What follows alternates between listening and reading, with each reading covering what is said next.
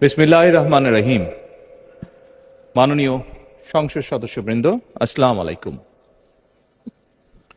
ফ্যাসিবাদের নির্মমতার শিকার অসংখ্য মানুষের কান্না আর হাজারো প্রাণের আত্মত্যাগের মধ্যে দিয়ে অবশেষে আজ থেকে পুনরায় যাত্রা শুরু হতে যাচ্ছে জনগণের ভোটে জনগণের কাছে জবাবদিহিমূলক সত্যিকার অর্থে জনপ্রতিনিধিশীল জাতীয় সংসদ।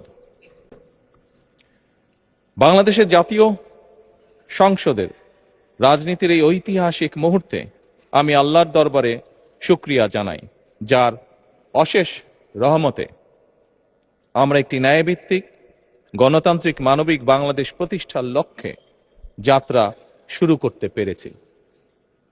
1971 সালের স্বাধীনতা যুদ্ধের থেকে শুরু করে 2024 সালের দেশ এবং জনগণের স্বাধীনতা রক্ষার যুদ্ধ সহ এই পর্যন্ত দেশে গণতন্ত্র এবং মানুষের অধিকার প্রতিষ্ঠার সংগ্রামে যারা শহীদ হয়েছেন, ত্রয়োদশ জাতীয় সংসদ শুরুর এই যাত্রা লগ্নে আমি তাদেরকে কৃতজ্ঞতার সঙ্গে স্মরণ করছি।